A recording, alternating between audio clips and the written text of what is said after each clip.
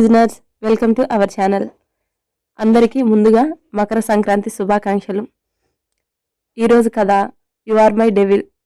No baby, ఇంత కష్టపడి plan చేసింది వదిలేయడానికా అని సైడ్ స్మైల్ చేస్తూ తన షర్టు తీసి పక్కన పడేశాడు. అభినయ వెనక్కి జరుగుతుంటే ఆమె పాదంపై తన పాదం నొక్కి పెట్టాడు. నొప్పికి గట్టిగా అరుస్తున్న అభినయ నోటిని మూసేశాడు పక్కనే ఉన్న క్లాత్తో. గింజుకుంటూ మెయిన్ డోర్ వైపు చూస్తున్న అభినయను చూసి, ఏంటి బేబీ మెయిన్ డోర్ వైపు చూస్తున్నావు? ఇక్కడికి అక్కడికి చాలా దూరంలే, నీకు తప్పించుకునే అవకాశం లేదు, నన్ను దాటి వెళ్ళలేవు అని ఆమెపై ఒరిగాడు. అంతలోనే అభినయకు తట్టిన విషయం తమ ఫ్లోర్కి వెళ్ళిపోతే అభయ్ లోపలికి వచ్చే అవకాశం లేదు అనుకోగానే తన మీదకి వస్తున్న అభయ్ను కాళ్ళ మధ్యలో తన్నింది. నొప్పికి అభినయను నుండి దూరంగా లేచి కూర్చున్నాడు. అభినయ్కి కాలు నొప్పి ఉన్నా లేచి మెట్లెక్కి తన ఫ్లోర్కి వెళ్ళడానికి చూసింది. అభినయ మెట్లు ఎక్కడం చూసి, షిట్, ఇది నా నుండి తప్పించుకోకూడదు అని అభయ్ కష్టంగా లేచి అభినయను పట్టుకోవడానికి ఆమె వెనకే వెళ్ళాడు. అభినయ తన ఫ్లోర్ దగ్గర ఉన్న డోర్ దగ్గర నిలబడగానే అభినయ ఫేస్ స్కాన్ చేసి డోర్ ఓపెన్ అయింది. లోపలికి వెళ్తున్న అభినయ చేతిని పట్టుకున్నాడు అభయ్. ఇప్పుడు వీడికి దొరకకూడదు అని పక్కనే ఉన్న ఫ్లవర్ వాజ్ అందుకుని అభయ్ తలపై కొట్టింది. అభయ్ చేతిని వదలగానే లోపలికి వెళ్ళిపోయింది. ఆటోమేటిక్గా డోర్స్ క్లోజ్ అయిపోయాయి. మిస్ అయింది అని కసిగా అనుకున్నాడు అభయ్. అంతలోనే భయం వేసింది. ఇప్పుడు తను ఎవరికి దొరకకూడదు అని తన షర్టు తీసుకొని వేసుకొని అక్కడ మొత్తం క్లీన్ చేశాడు. ఏది ఆనవాలు లేకుండా పెట్టేసి అభినయ చేతిలోకి తన చీరను తీసుకున్నాడు. దాన్ని మొహంపై వేసుకొని, మళ్ళీ అవకాశం వస్తే ఈసారి నిన్ను వదిలిపెట్టను అభినయ అనుకొని శారీని తన రూమ్లో పెట్టి ఎలా వచ్చాడో అలానే వెళ్ళిపోయాడు, ఎవరికీ కనిపించకుండా. అభినయ డోర్ క్లోజ్ అవ్వగానే నేలపై చతికిలపడి వెక్కి వెక్కి ఏడ్చింది. ఇప్పుడు తన అదృష్టం బాగుండి బయటపడింది, లేదంటే తన జీవితం అభయ్ చేతిలో నాశనం అయ్యేది. ఫాస్ట్గా వాష్రూమ్కి వెళ్ళి అభయ్ ముట్టుకున్న ప్రతి చోట సబ్బుతో రుద్ది కడిగింది. అయినా తృప్తి లేక గోర్లతో రక్కుకుంది. అభయ్ ముట్టుకున్న తన శరీరాన్ని తగలబెట్టుకోవాలి అంత కోపంగా ఉంది ఆమెకి. గంటపాటు వాష్రూమ్లో ఉండి డ్రెస్సింగ్ రూమ్కి వెళ్ళి చీర కట్టుకొని బయటకు వచ్చింది. బాల్కనీలో ఉయ్యాల్లో కూర్చొని తనని ఒంటరిగా వదిలేసిన విక్రమ్పై మొదటిసారిగా కోపం వచ్చింది.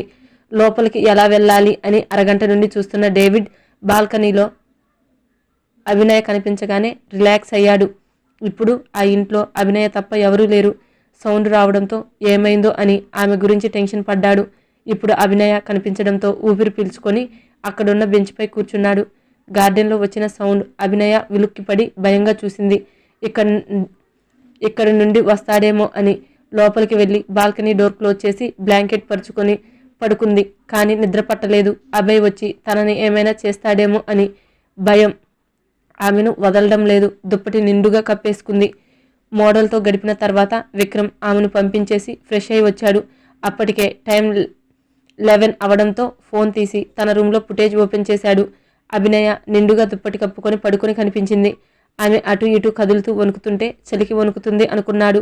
నెక్స్ట్ టైం అభినయ్కి ఏసీ ఎలా ఆపరేట్ చేయాలో చెప్పాలి అనుకున్నాడు. అభినయని చూస్తూ నిద్రలోకి జారుకున్నాడు విక్రమ్.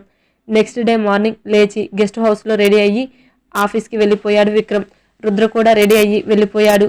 నెక్స్ట్ కాశ్మీర్లో చేయబోయే యాడ్ కోసం అక్కడ ఎక్కువ రోజులు ఉండాలని ఇప్పుడున్న యాడ్స్ని ఫినిష్ చేయాలి అన్నాడు విక్రమ్ రుద్రను చూసి. ఉల్లాస్, రుద్ర ఇద్దరు ఓకే చెప్పి వర్క్ స్టార్ట్ చేశారు. ఇప్పుడు చేసే యాడ్స్కి అభినయ పని లేకపోవడంతో అభినయ ఆఫీస్కి రాలేదు అన్న విషయం వాళ్ళకి తెలియదు. నైట్ 11 వరకు షూట్లో బిజీ అయిపోయారు ముగ్గురు. అభినయకు భయంతో ఫీవర్ వచ్చేసింది. తలను కూడా తుడుచుకోకుండా పడుకోవడం వల్ల మిడ్ నైట్ లోపు ఫీవర్ అటాక్ చేసింది. చలి జ్వరం వచ్చి వణుకుతూ స్పృహలో లేకుండా పడుకుని ఉంది. రిసెప్షన్ తర్వాత ఇంటికి వచ్చిన ఫ్యామిలీ మెంబర్స్ ఎవరి పనుల్లో వాళ్ళు పడిపోయారు. విక్రమ్ అందరికీ వార్నింగ్ ఇచ్చిన దగ్గర నుండి అభినయ కిచెన్లోకి రావడం మానేసింది. దాంతో ఆమె ఆఫీస్కి వెళ్ళిపోయింది అనుకున్నారు అన్నపూర్ణ గారు. పాపం అభినయ వైపు చూసేవారు లేక దిక్కులేని దానిలా ఆ రూమ్లో జ్వరంతో స్పృహలో లేకుండా పడి ఉంది.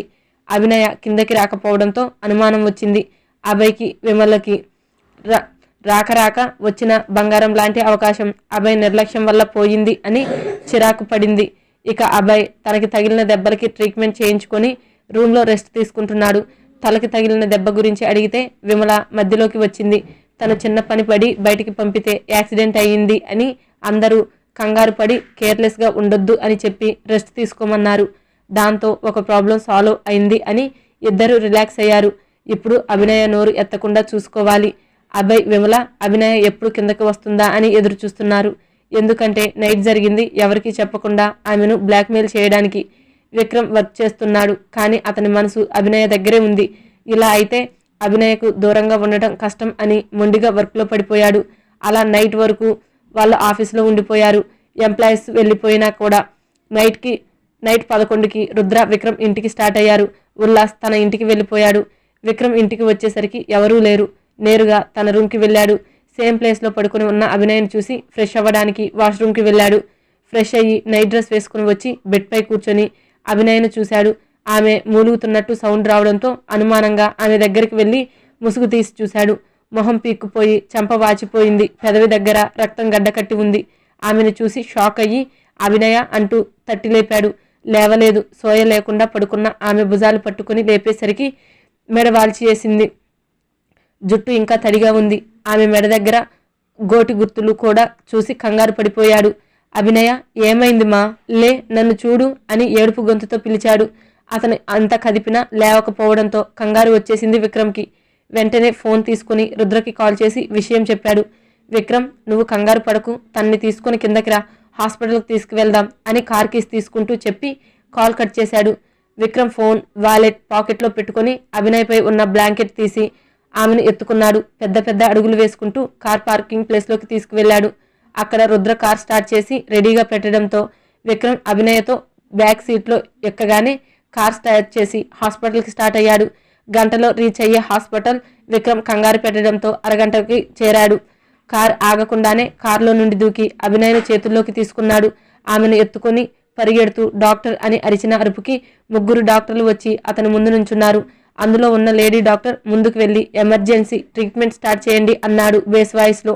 అతని వాయిస్కి భయపడి ఓకే సార్ అని వార్డ్ బాయ్స్ని పిలిపించి వాళ్ళు తెచ్చిన స్ట్రెచ్చర్లో అభినయను పడుకోబెట్టమంది. వాళ్ళని చూసి నో, ఐసీయూ ఎక్కడుందో చెప్పండి, నేను తీసుకువెళ్తాను అన్నాడు సీరియస్గా. అతనినే బిత్తరపోయి చూస్తూ చేత్తో సైగ చేసింది. అటువైపు అని ఆమె చూపించిన వైపు చూసి అటువైపు నడిచాడు ఫాస్ట్గా. అభినయని బెడ్పై పడుకోబెట్టి అక్కడ ఉన్న చైర్లో కూర్చున్నాడు. ట్రీట్మెంట్ ఇవ్వడానికి వచ్చిన డాక్టర్ విక్రమ్ని చూసి సార్, మీరు బయటికి వెళ్తే మేడంకి ట్రీట్మెంట్ స్టార్ట్ చేస్తాము అంది. నో, నేను వెళ్ళను, మీ పని మీరు చేయండి అన్నాడు అభినయ వైపు నుండి చూపు తిప్పకుండా. ఆవిడ నిస్సహాయంగా రుద్ర వైపు చూసింది. రుద్ర విక్రమ్ దగ్గరికి వచ్చి విక్రమ్, నువ్వు ఇక్కడే ఉంటే వాళ్ళు ట్రీట్మెంట్ చేయడానికి ఇబ్బంది పడతారు, లేడీస్ కదా అని నచ్చ చెప్పి బయటకు తీసుకువెళ్ళాడు. విక్రమ్ వెళ్ళిన తర్వాత ఊపిరి పీల్చుకొని అభినయ దగ్గరికి వెళ్ళింది. ఆమెను బాగా అబ్జర్వ్ చేసి 2 సిస్టర్లను పిలిపించి టెస్టులు చేయించింది. అభినయ ఉన్న రూమ్ నుండి 2 నర్సులు వెళ్లడం, మళ్ళీ బయటికి రావడం, ఏవేవో పట్టుకెళ్లడం చూసి వాళ్ళని కంగారుగా చూస్తున్నాడు విక్రమ్. ఇంతలో ఉల్లాస్ అక్కడికి వచ్చాడు. రుద్ర ఫోన్ చేసి చెప్పడంతో ఏమైంది అని అతను కూడా టెన్షన్ పడుతూ అడిగాడు ఉల్లాస్. ఇంకా ఏం తెలియదు, డాక్టర్లు చూస్తున్నారు అన్నాడు రుద్ర. ఉల్లాస్ విక్రమ్ దగ్గర కూర్చొని కంగారు పడకు విక్రమ్, ఏదో ఫీవర్ వచ్చి ఉంటుంది అన్నాడు ఉల్లాస్. నేను అదే అవ్వాలి అని కోరుకుంటున్నాన్రా అన్నాడు కన్నీళ్లతో. ఏం కాదు, ధైర్యంగా ఉండు అని రుద్ర విక్రమ్కి ఇంకొక వైపు కూర్చొని ధైర్యం చెప్పారు ఇద్దరు. అరగంట తర్వాత ఐసీయూ నుండి డాక్టర్ బయటికి వచ్చింది. విక్రమ్ వైపు సీరియస్గా చూస్తూ నా క్యాబిన్కి రండి అని పిలిచింది. ఆమె వెంట 3 క్యాబిన్కి వెళ్లారు. డాక్టర్ తన సీట్లో కూర్చొని 3కి చైర్స్ చూపిస్తూ కూర్చోమని చెప్పింది. ఇప్పుడు ఎలా ఉంది తనకి అని కంగారుగా అడిగాడు విక్రమ్. చెప్తాను, మీరు ఏమవుతారు ఆమెకు అని అడిగింది. విక్రమ్ సైలెంట్గా చూస్తుంటే మేము తనకి బ్రదర్స్ అవుతాం, వీడు తన హస్బెండ్ అని విక్రమ్ భుజంపై చేయి వేశాడు ఉల్లాస్. డాక్టర్ విక్రమ్ వైపు చూసి మిమ్మల్ని చూస్తే చదువుకున్న వారిలా కనిపిస్తున్నారు, మీ వైఫ్ను బలవంతం చేయడానికి సిగ్గులేదా అని కోపంగా అడిగింది. వాట్ అని కళ్ళు పెద్దవి చేసి షాకింగ్గా అడిగాడు విక్రమ్. అతని ఫేస్లో ఉన్న ఎక్స్ప్రెషన్ చూసి ఇది విక్రమ్ పని కాదు అని అర్థమైంది డాక్టర్కి. చూడండి మిస్టర్, ఆమెను ఎవరో బలవంతం చేయబోయారు, లక్కీగా తప్పించుకుంది. ఆమె మెడపై, ఒంటిపై కొన్ని చోట్ల గోటి గుర్తులు ఉన్నాయి, చెంప బలంగా కొట్టినట్టున్నారు, సైడ్కి దవడకి పన్ను గుచ్చుకోపోయింది. ఇది నిన్న జరిగి ఉండొచ్చు. ఇవన్నీ కలిపి ఫుల్ ఫీవర్ వచ్చేసింది ఆమెకి. రేపు ఈవినింగ్ లోపు స్పృహలోకి వస్తుంది. 1-2 రోజులు లిక్విడ్ తీసుకుంటే మంచిది అని కొన్ని మెడిసిన్స్ రాసి వీటిని తీసుకురండి అని పేపర్ వాళ్ళ ముందు పెట్టింది. డాక్టర్ చెప్పిన దానికి 3 షాక్ అయ్యారు. విక్రమ్కి అయితే గుండె ఆగి కొట్టుకున్నట్టు అనిపించింది. 1 నిమిషం పాటు బొమ్మలా ఉన్న విక్రమ్ను కదిపాడు రుద్ర. అతని వైపు చూసి బయటికి నడిచాడు. అతని వెనకే 2 కూడా ఐసీయూ బయట చైర్లో కూర్చొని రెండు చేతుల్లో మొహం దాచుకున్నాడు విక్రమ్. పక్కన కూర్చొని అతని భుజంపై చేయి వేశాడు ఉల్లాస్. తలెత్తి చూసిన విక్రమ్ కళ్ళు ఎర్ర నిప్పు కనికల్లా ఉన్నాయి. వెంటనే ఉల్లాస్ వెనక్కి జరిగాడు. భయంగా విక్రమ్ ఫాస్ట్గా లేచి, అభినయ పరిస్థితికి కారణం అయిన వాడు ఎవడో నాకు తెలియాలి అన్నాడు ఉగ్రంగా. విక్రమ్, తెలుసుకుందాం, నువ్వు ఆవేశపడకు అని భయపడుతూ నచ్చజెప్పాలి అని చూశాడు. కానీ విక్రమ్ వినకుండా కార్ స్టార్ట్ చేసుకొని ఆనంద నిలయంకి స్టార్ట్ అయ్యాడు. కార్ గేట్ దగ్గర ఆపి లోపల గార్డెన్ సైడ్ లో ఉన్న సెక్యూరిటీ రూమ్ దగ్గరకు వెళ్ళాడు. అక్కడ సీసీ ఫుటేజ్ చూస్తే ఏమీ తెలియలేదు. ముందుగా ఆలోచించే విమల, అభయ్ సీసీ ఫుటేజ్ మార్చేశారు. అందులో అంతా నార్మల్ గా ఉండేసరికి డేవిడ్ కి కాల్ చేశాడు. అక్కడే ఉన్న డేవిడ్ విక్రమ్ కాల్ చేయడంతో అతని ముందుకు వచ్చాడు. నిన్న ఇంట్లో ఏమైనా అనుమానం అనిపించిందా నీకు అని అడిగాడు. లేదు సార్, అటువంటిది ఏమీ లేదు, అంతా చెక్ చేశాను. ఏమైంది సార్, ఎనీ సీరియస్? అలాంటిదే అని విషయం చెప్పకుండా నొసలు రుద్దుకుంటూ ఆలోచిస్తుంటే, సార్, నిన్న మేడం ఇంటి లోపల ఉన్నప్పుడు ఏదో సౌండ్ వచ్చింది, చాలా స్లోగా. నాకు అనుమానం వచ్చి మెయిన్ డోర్ దగ్గరికి వెళ్ళి కాలింగ్ బెల్ కొడితే మేడం డోర్ ఓపెన్ చేయలేదు. లోపలికి వెళ్ళి చూడడానికి ట్రై చేశాను, కానీ కుదరలేదు. 1 గంటన్నర తర్వాత మేడం బాల్కనీలోకి వచ్చి కాసేపు పడుకొని లోపలికి వెళ్ళిపోయారు అన్నాడు. విక్రమ్ ఆలోచిస్తూ, తన ఫ్లోర్కి ఎవరూ రారు, తనని ఏదైనా చేసే అవకాశం తన హాల్లో ఉన్నప్పుడే ఛాన్స్ ఉంది వాళ్ళకి, బయట వాళ్ళు వచ్చే అవకాశం లేదు. అంటే ఇంట్లో వాళ్ళ పని అనుకోగానే తనకి మొదట అనుమానం వచ్చింది అభయ్ పైనే. కానీ ప్రూఫ్ లేకుండా వాడిని పట్టుకోలేం. ఇప్పుడు అభినయ స్పృహలోకి వచ్చి జరిగింది చెప్తే కానీ నిజం తెలియదు అనుకున్నాడు. ఎవరిని అని ఏం లాభం, ఇదంతా తన నిర్లక్ష్యం వల్లనే జరిగింది. నైట్ తను గెస్ట్ హౌస్ కి వెళ్ళకపోయి ఉంటే అభినయకు ఈ పరిస్థితి వచ్చేది కాదు అని బాధపడ్డాడు. విక్రమ్ గురించి టెన్షన్ గా చూస్తున్నారు ఉల్లాస్, రుద్ర. జీవం లేనట్టు నడుచుకుంటూ వస్తున్న అతనికి ఎదురు వెళ్లి, ఏమైంది విక్రమ్ అని అడిగాడు. చైర్లో కూర్చొని, ఎవరు ఇలా చేశారో తెలియలేదురా అన్నాడు బాధతో నిండిన గొంతుతో. ఉల్లాస్ రుద్ర వైపు చూసి, రే విక్రమ్, లేకపోయినా నువ్వు ఉంటావు కదరా, నువ్వు ఎక్కడికి వెళ్ళావు అని అడిగాడు రుద్రని. ఏం చెప్పలేదు, తలదించుకున్నాడు రుద్ర. ఉల్లాస్ అనుమానంగా చూస్తూ, చెప్పు, నువ్వు ఎక్కడికి వెళ్ళావు అని అడిగాడు. రుద్ర ఎక్కడ ఉన్నాడో విక్రమ్కి తెలుసు. రే వదిలేరా, కట్టుకున్న భర్తను నేను నిర్లక్ష్యం చేసి ఇతరులపై నిందలు వేయకూడదు. నేను తన పక్కన లేకపోవడం వల్ల ఇలా జరిగింది. తను నా ఇంట్లో ప్రమాదంలో పడితే నేను బయట నా సుఖం చూసుకున్నాను. ఎందుకురా నాలాంటి వాడు తనకి, నన్ను పెళ్లి చేసుకోకపోయినా తను హ్యాపీగా ఉండేది అని కళ్ళల్లో పొంగుతున్న నీటిని తుడుచుకుంటూ అన్నాడు. ఉల్లాస్, రుద్ర ఇద్దరూ మౌనం వహించారు. తెల్లారింది. ఆనంద నిలయంలో అందరూ డైలీ రొటీన్ స్టార్ట్ అయ్యాయి. కానీ విక్రమ్ గురించి, అభినయ గురించి ఎవరికీ పట్టింపు లేదు. ఉల్లాస్, రుద్ర, విక్రమ్ ముగ్గురు ఐసీయూ ముందు నుండి కదలలేదు. డాక్టర్ 3 సార్లు చెక్ చేసి సెలైన్ మార్చింది. మధ్యాహ్నం దాటి సాయంత్రం అయింది. లాస్ట్గా వచ్చి చెక్ చేసి ఆమెకి ఇంకొక గంటలో స్పృహ వస్తుంది అని చెప్పి వెళ్ళిపోయింది. ఎంట్రన్స్ నుండి రాధిక, క్రిష్ కంగారుగా రావడం చూసి, రే వీడెందుకు వస్తున్నాడు, ఇప్పుడు విక్రమ్ ఉన్న పొజిషన్లో వీడికి కోటింగ్ మామూలుగా ఇవ్వడు అన్నాడు ఉల్లాస్. నేను చెప్పాల్సి వచ్చిందిరా, క్రిష్ పక్కన ఉన్న అమ్మాయి అభినయ్కి బెస్ట్ ఫ్రెండ్ అని అభినయని ఒకసారి చెప్పింది. ఆ అమ్మాయి క్రిష్ దగ్గర వర్క్ చేస్తుంది. ఆమె నెంబర్ కోసం వీడియో కాల్ చేస్తే విషయం చెప్పే వరకు వదలలేదు. ఇంకా చెప్పాల్సి వచ్చింది అన్నాడు రుద్ర. రిసెప్షన్లో రాధికను చూసి, తను ఇక్కడ ఎందుకు ఉంది అని శ్రీనిధిని అడిగితే చెప్పింది క్రిష్కి పిఏ అని. అలా తెలిసింది, కానీ ఆ విషయం ఉల్లాస్కి చెప్పలేదు. అన్నయ్య, వదినికి ఏమైంది అని విక్రమ్ని అడిగాడు క్రిష్. విక్రమ్ సీరియస్గా చూసేసరికి సైలెంట్గా రుద్ర పక్కకి వెళ్ళిపోయాడు. నీకెందుకురా, తన్నులు తినాలని ఉందా, నన్ను అడిగితే చెప్తాను కదా అని జరిగింది చెప్తాడు. ఓ గాడ్, ఎంత జరిగిందా అని మనసులో క్రిష్కి అభయ్పై అనుమానం వచ్చింది. కానీ ప్రూఫ్ లేదు కదా. నర్స్ బయటకు వచ్చి, సార్ మేడం స్పృహలోకి వస్తున్నారు, నేను వెళ్ళి డాక్టర్ని తీసుకొస్తాను అని వెళ్ళింది. అభినయ స్పృహలోకి వస్తుందని చెప్పగానే అందరూ లోపలికి వెళ్లారు, విక్రమ్ తప్ప. అతను అభినయను తన మొహం ఎలా చూపించాలో అర్థం కాలేదు. డోర్ దగ్గర నిలబడి ఉన్నాడు. అభినయ కళ్ళు తెరిచి చుట్టూ చూసింది. అది హాస్పిటల్ అని తెలియడానికి ఎంతో సమయం పట్టలేదు. డోర్ ఓపెన్ చేసుకుని వచ్చిన రాధికను చూసి ఒక్కసారిగా తన కళ్ళల్లో నీళ్లు పొంగాయి. అభినయ అంటూ వచ్చి తనని కరుచుకుపోయింది. క్రిష్కి చెప్పినప్పుడు తను వింది. అభినయ హాస్పిటల్లో ఉండడానికి కారణం తెలిసింది. అభినయ కూడా రాధికను పట్టుకుని ఏడ్చేసింది. డోర్ బయట ఉండి చూస్తున్న విక్రమ్ కళ్ళల్లో కూడా కన్నీళ్లు వచ్చేశాయి. ఇంతలో డాక్టర్ వచ్చి ఇప్పుడు ఎలా ఉంది అని అభినయను చేతిని పట్టుకుని టెస్ట్ చేస్తూ అడిగింది. పర్వాలేదు డాక్టర్ అని, చెంప నొప్పిగా ఉంది మాట్లాడుతుంటే అని మెల్లిగా చెప్తుంది. టాబ్లెట్స్ ఇస్తాను, వాడండి, తగ్గిపోతుంది. ఒక 2 డేస్ లిక్విడ్ ఫుడ్ తీసుకుంటే మంచిది అని ఒక ఇంజెక్షన్ చేసి వెళ్ళిపోయింది. అభినయ అక్కడున్న అందరినీ చూసింది. విక్రమ్ కనిపించలేదు. కానీ తనని హాస్పిటల్కి తీసుకువచ్చింది విక్రమ్ అని తెలుసు. ఎందుకంటే తన రూమ్కి ఎవరూ రారు కదా. అభినయ, ఏం జరిగింది? నీపై చేయి వేసింది ఎవరు? చెప్పు, వాణ్ణి చంపేస్తాను అని కోపంగా అన్నారు ఉల్లాస్, రుద్ర. విక్రమ్ కూడా అభినయ ఏం చెబుతుందా అని చూస్తున్నాడు. అభినయ డోర్ దగ్గర ఉన్న విక్రమ్ని చూసి, మీకెందుకు అన్నయ్య నా గురించి? మీకు చాలా ముఖ్యమైన పనులు ఉంటాయి, అవి చూసుకోండి. నాలాంటి దానికోసం మీ టైం వేస్ట్ చేసుకోకండి. ఎందుకు? అలాగే, థ్యాంక్ యూ అన్నయ్య, నన్ను వదిలేకుండా హాస్పిటల్కి తీసుకువచ్చినందుకు అని చెప్పి కళ్ళు మూసుకుంది. అక్కడ ఉన్న అందరికీ అర్థమైంది అభినయ ఎవరిని అంటుందో అని. అందరూ డోర్ దగ్గర ఉన్న విక్రమ్ని చూశారు. అభినయ మాటలకు విక్రమ్ కళ్ళల్లో నీళ్లు ఆగడం లేదు. అక్కడ నుండి బయటికి వెళ్ళిపోయాడు. వెళ్ళి బయట చెట్టు కింద కూర్చున్నాడు. రుద్ర, ఉల్లాస్ కదిలించలేదు విక్రమ్ను. ఇటు అభినయ కూడా కళ్ళు మూసుకొని జరిగింది తలుచుకొని బాధపడింది. ఆ రోజు గడిచిపోయింది. క్రిష్ రాధికను తన ఇంటి దగ్గర డ్రాప్ చేసి ఆనంద నిలయంకి వెళ్ళాడు. కార్ దిగి నేరుగా అభయ్ రూమ్కి వెళ్ళాడు. బెడ్ పై కూర్చొని ఫోన్ చూసుకుంటున్న అభయ్ కాలర్ పట్టుకొని నిలబెట్టి, నీకెంత ధైర్యం ఉంటే నేను వార్నింగ్ ఇచ్చినా లెక్క చేయకుండా మా వదిన జోలికి వెళ్తావు అని సీరియస్గా అడిగాడు. ఏంటి, తెలిసిపోయిందే అని మనసులో అనుకొని, అయినా ముందు మనం బయట పడకూడదు అనుకొని, ఏం మాట్లాడుతున్నావు క్రిష్? నేను అభినయ జోలికి ఎందుకు వెళ్తాను? నువ్వు చెప్పిన దగ్గర నుండి ఆమె వైపు చూడడమే మానేశాను అన్నాడు తడబాటు లేకుండా. మరి మన ఇంటికి వచ్చిన వదినని ఎవరు ఇబ్బంది పెడతారు అని జరిగింది చెప్పి నిజం చెప్పు, లేదంటే అన్నయ్యకి తెలిస్తే నీ ప్రాణాలు పోవడం గ్యారంటీ అని వార్నింగ్ ఇచ్చాడు.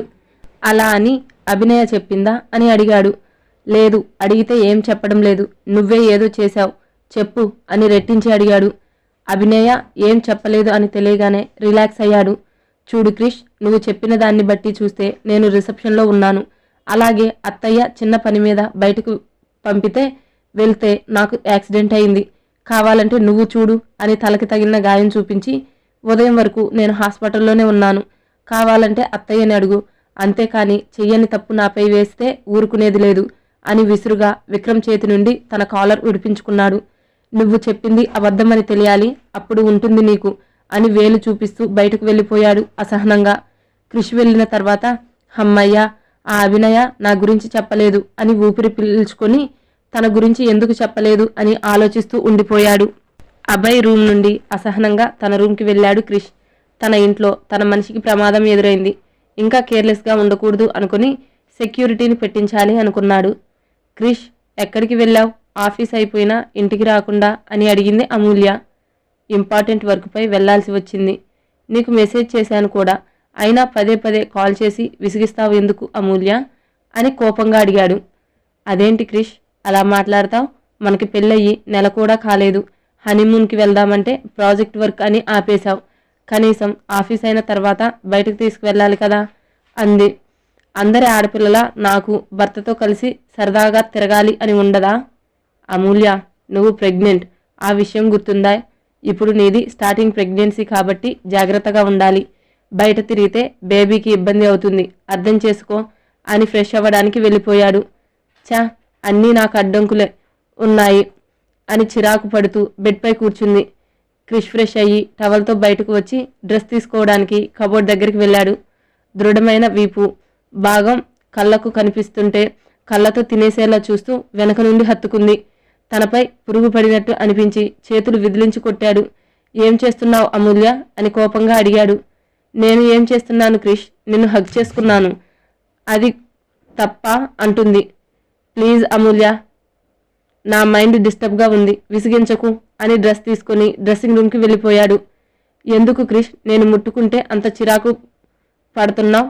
ఒక పురుగుని చూసినట్టు చూస్తున్నావు. నా టచ్ని ఆ రోజు అంతే, ఎంత మత్తులో ఉన్నా నా చెయ్యి నీ మీద పడనివ్వలేదు అని పిడికిలి బిగించింది. క్రిష్ డ్రెస్ వేసుకొని ల్యాప్టాప్ తీసుకొని బాల్కనీలోకి వెళ్ళిపోయాడు. వెళ్తున్న క్రిష్ వైపు చూస్తూ ఉండిపోయింది. ఎలా క్రిష్ని దగ్గరకు అవ్వాలో అర్థం కావడం లేదు. ఇలాంటి ట్రిక్స్కి పడేలా లేడు అనుకుంది. రాధిక, క్రిష్ నైట్ 8 వరకు ఉండి వెళ్ళిపోయారు.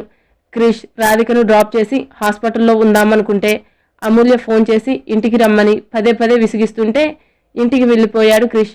విక్రమ్ ఒంటరిగా బయట కూర్చొని చాలా సమయం ఆలోచించి ఒక నిర్ణయం తీసుకుని లోపలికి వెళ్ళాడు. విక్రమ్ వెళ్ళేసరికి ఉల్లాస్, రుద్ర అభినయతో మాట్లాడుతున్నారు. అభినయ్ని ఇబ్బంది పెట్టినవాడు ఎవడు అని వాళ్ళు ఎంత అడిగినా ఆమె మౌనంగా ఉంది తప్ప అభయ్ గురించి చెప్పలేదు. విక్రమ్ రావడంతో ముగ్గురు అటువైపు చూశారు. అభినయ విక్రమ్ని ఒకసారి చూసి మొహం తిప్పుకుంది. ఆమె నుండి వస్తున్న నిర్లక్ష్యానికి బాధగా అనిపించింది. అది బయటకు చూపించకుండా రుద్ర వైపు చూసి డిశ్చార్జ్ ఎప్పుడు చేస్తారు అని అడిగాడు. రేపు మార్నింగ్ అన్నాడు రుద్ర. ఓకే, రేపు తన ఇంటి దగ్గర డ్రాప్ చేస్తాను. వాళ్ళ ఇంటికి వెళ్ళి పొమ్మని చెప్పు. ఎక్కడ ఉండి ప్రమాదంలో పడే కంటే వాళ్ళ ఇంటి దగ్గర సేఫ్గా ఉంటుంది కదా అని రుద్ర వైపు చూస్తూ చెప్పాడు. విక్రమ్ మాటలకి అభినయ ఆశ్చర్యం, బాధతో అతని వైపు చూసింది. ఇప్పుడు కూడా ఏం జరిగింది అని అడగనందుకు ఇప్పటి వరకు అతనిపై ఉన్న నమ్మకం పోయింది.